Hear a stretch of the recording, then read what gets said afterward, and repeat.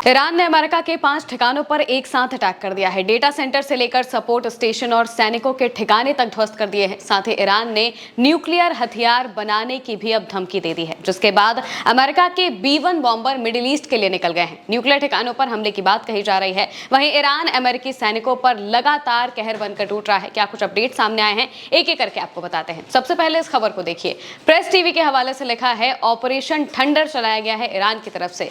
ईरानी सेना ने अमेरिकी बेस पर जवाबी ड्रोन हमलों के 21वें चरण की घोषणा कर दी है। ईरानी सेना ने ऑपरेशन थंडर के 21वें चरण की घोषणा करते हुए बताया है कि जवाबी ड्रोन हमलों में कुवैत के अल दुहा कैंप में अमेरिकी ठिकानों को निशाना बनाया गया, जिसमें गोला बारूद के डिपो और लॉजिस्टिक उपकरणों पर हमले किए गए हैं। यानी कि वो जगह है जहां पर अमेरिका का साजो सामान रखा होता है, लॉजिस्टिक रखे होते हैं, यहाँ पर उनके हथियार भी रखे होते हैं, गोला बारूद रखे होते हैं। इस जगह को ईरान ने निशाना बनाया है। और सबसे बड़ी बात यह है कि सिर्फ कुवैत में ही नहीं, बल्कि अलग अलग देशों में जहां पर अमेरिका के ठिकाने हैं, उन सब पर एक साथ अटैक किया गया है। प्रेस टीवी के हवाले से लिखा है, सैटेलाइट तस्वीरों से पता चलता है कि ईरान के मिसाइल हमलों के बाद उत्तरी इराक के इरबिल इंटरनेशनल एयरपोर्ट पर मौजूद अमेरिकी सर्विलांस एयरक्राफ्ट के ग्राउंड सपोर्ट स्टेशन और मेंटेनेंस फैसिलिटी को नुकसान पहुंचाया गया है। यानी कि वो एयरपोर्ट जो कि अमेरिका की सेना इस्तेमाल करती है, ये इराक के इरबिल में मौजूद है। इरबिल में अमेरिका का एयरबेस भी है, यहाँ पर अमेरिका का दूतावास भी है, यानी कि एम्बेसी भी है। और इसी इलाके में अमेरिका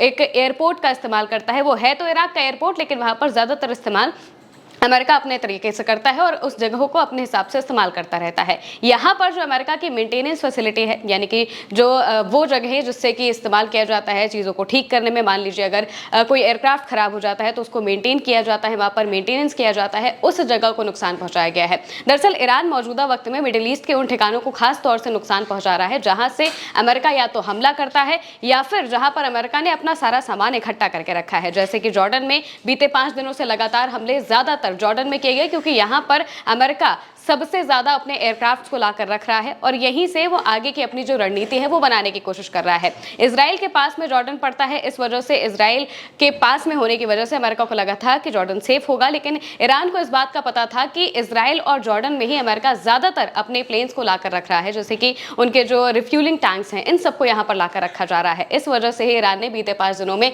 सबसे ज्यादा जॉर्डन पर हमले किए और अब कुवैत और बहरीन जैसे इलाकों में जो अमेरिका के लॉजिस्टिक और सपोर्ट सिस्टम है, इन पर हमले किए जा रहे हैं। प्रेस टीवी की ब्रेकिंग के हवाले से लिखा है कि शुरुआती रिपोर्ट से पता चलता है कि इराक के इरबिल में हुए धमाकों के बाद अमेरिकी सैनिकों के हताहत होने की पुष्टि हुई है। यानी कि अमेरिकी सैनिकों पर लगातार ये 10वें दिन ईरान का हमला है। इससे पहले जब जॉर्डन में हमले किए गए थे और उसके अलावा कुवैत में जब हमले हो रहे थे, तो यहाँ पर अमेरिकी सेना के ठिकानों पर निशाना साधा गया, जिसके बाद पेंटागन को आखिर बताना पड़ा कि उनके 100 सैनिक अब तक घायल हो चुके हैं और कुल मिलाकर बताया जाए तो 16 से 17 सैनिक अमेरिका के मारे गए हैं इस जंग में। प्रेस टीवी के हवाले से लिखा है, सैटेलाइट तस्वीरों से पता चलता है कि हाल ही में ईरान के हमलों के बाद सीरियाई सीमा के पास उत्तर पूर्वी जॉर्डन में मौजूद अमेरिकी सैन्य अड्डे टावर 22 को भारी नुकसान पहुंचाया गया है। ये टावर 22 वो जगह है जहां पर अमेरिका की सेना की डॉर्मेट्री थी, यानी कि यहां पर वो एक साथ रहते थे। इसको निशाना बनाने का सीधा मतलब यह है कि अमेरिकी सेना पर एक के बाद एक ईरान अटैक कर रहा है। इसके आगे लिखा गया है कि अमेरिका ने ईरान के कुर्दिस्तान, हमदान और इलाम प्रांतों पर हमला किया है। यानी कि जिस तरीके से ईरान अटैक कर रहा है, अमेरिका भी ईरान की जगहों पर अटैक कर रहा है, जिनमें खास तौर से जो होर्मुज के आसपास के इलाके हैं, कुर्दिस्तान, हमदान, ये सब होर्मुज के इलाके में आते हैं। यहाँ पर खास तौर से अटैक किया जा रहा है ताकि ईरान की जो कंट्रोल है वो होर्मुज के इलाके से कम किया जा सके। इसकी ही पूरी अमेरिका की कोशिश है, लेकिन वो कर नहीं पा रहे हैं क्योंकि IRGC अभी भी होर्मुज के इलाके पर अपना वर्चस्व बनाए हुए है और यहाँ पर जो भी जहाज IRGC के बताए रास्ते से नहीं जाते हैं, दूसरे रास्ते से जाने की कोशिश करते हैं, उन पर सीधे मिसाइलें दाग दी जाती हैं। होर्मुज रिपोर्ट के हवाले से लिखा है, ये बहुत बड़ी खबर है। यहाँ पर बताया गया है कि डोनाल्ड ट्रंप के ये ऐलान करने के बाद कि अमेरिका ईरान के पिकेक्स माउंटेन नतांज के पास एक मजबूत सुरक्षा वाली न्यूक्लियर साइट पर हमला करेगा। यूके के RAF एयरपोर्ट से कई अमेरिकी B-1 बॉम्बर विमानों ने उड़ान भरी है। ट्रंप ने कहा है कि हम पिकेक्स माउंटेन को खत्म करने जा रहे हैं, ईरानियों से कह दो कि वो तैयार रहें। बाद में उन्होंने कहा कि हम बहुत जल्द उस इलाके पर हमला करेंगे, वो इसके बारे में कुछ नहीं कर पाएंगे। द वॉल स्ट्रीट जर्नल ने पहले रिपोर्ट दी थी कि इजरायली खुफिया एजेंसियों का मानना है कि जून 2025 की लड़ाई के बाद ईरान ने यूरेनियम एनरिचमेंट सेंट्रीफ्यूज को पिकेक्स माउंटेन के नीचे बनी सुरंगों में पहुंचा दिया था। माना जाता है कि ये साइट ठोस चट्टान के नीचे 300 से 450 फीट की गहराई पर है और मिलिट्री एक्सपर्ट्स का कहना है कि GBU-57 यानी कि मैसिव ऑर्डिनेंस पेनिट्रेटर भी शायद इस अंडरग्राउंड कॉम्प्लेक्स को नष्ट ना कर पाए। अमेरिका ने लगातार 10 रातों तक ईरान पर हमले किए, लेकिन पिकेक्स पर कोई भी असर नहीं पड़ा है। ट्रंप ने इसे एक बड़ा और आसान टारगेट बताया है। रणनीतिक समस्या साफ है, अमेरिका शायद पहाड़ पर तो हमला कर ले, लेकिन उसके नीचे दबे न्यूक्लियर इंफ्रास्ट्रक्चर को शायद ही नुकसान पहुंचा पाए। यहाँ पर बात यह है कि जो अमेरिका पिकेक्स माउंटेन जिसे कहता है, उसे ईरान कुहे कोलांग कहता है। कुहे कोलांग गजला इसका पूरा नाम है। नतांज के पास ये एक पहाड़ है और ये ऐसा पहाड़ है जिसके आसपास कोई भी जगह दिखाई नहीं देती है। इस पहाड़ की कई सारी लोकेशंस ईरान ने सेट करके रखी है ताकि एग्जैक्ट लोकेशन का पता ना चल सके।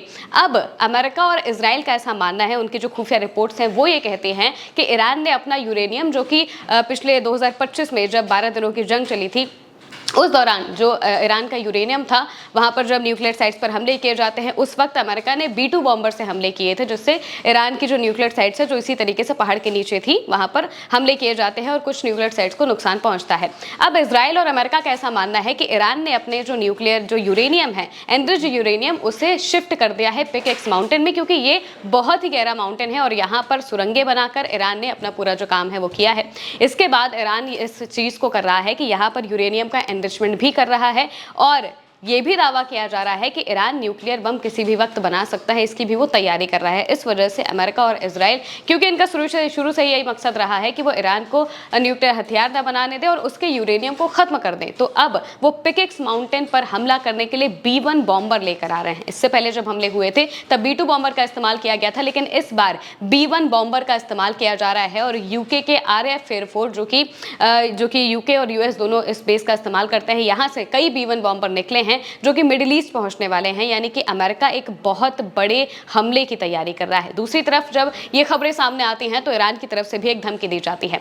होर्मुज रिपोर्ट के हवाले से लिखा है, ईरान ने सीधे तौर पर धमकी दी है कि अगर अमेरिका उसके न्यूक्लियर ठिकानों पर हमला करता है तो वो न्यूक्लियर हथियार बना सकता है। ईरान के एक बड़े अधिकारी ने कहा है कि तेहरान अपनी पुरानी नीति छोड़कर न्यूक्लियर हथियार बनाने के लिए तैयार है। नेशनल सिक्योरिटी और फॉरेन पॉलिसी कमीशन ने एक सदस्य ने कहा कि न्यूक्लियर ठिकानों पर अमेरिका का संभावित हमला न्यूक्लियर पॉलिसी बदलने और न्यूक्लियर डेटरेंस यानी कि परमाणु प्रतिरोध अपनाने की एक बड़ी वजह है।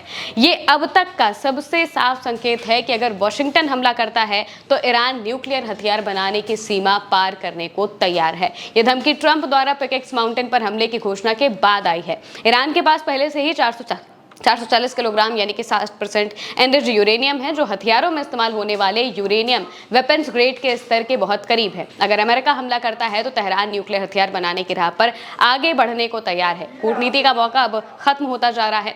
होर्मुज लेटर के हवाले से एक और खबर सामने आती है कि ईरान ने डोनाल्ड ट्रंप के उस दावे को खारिज कर दिया है जिसमें कहा जा रहा था कि तेहरान उनसे बातचीत को बेताब है। ट्रंप ऐसा कह रहे हैं कि ईरान सीज फायर करना चाहता है, लेकिन अगर ईरान ऐसा चाहता तो ईरान न्यूक्लियर हथियार बनाने की बात नहीं कहता। और दूसरी तरफ अगर अमेरिका सीज फायर करना चाहता तो वो अपने B-1 बॉम्बर को नहीं भेजता, जिसका मतलब सीधा सा यही है कि अमेरिका और ईरान दोनों ही अपने स्तर से बड़ी तैयारियां कर रहे हैं और बहुत जल्द कोई बड़ी जंग भी देखने को मिल सकती है और खास तौर से यूरेनियम इसका निशाना होगा। फिलहाल के लिए मेरी यानी मैं साथ इस खबर में इतना ही। आप देखते रहिए उल्टा चश्मा यूसी।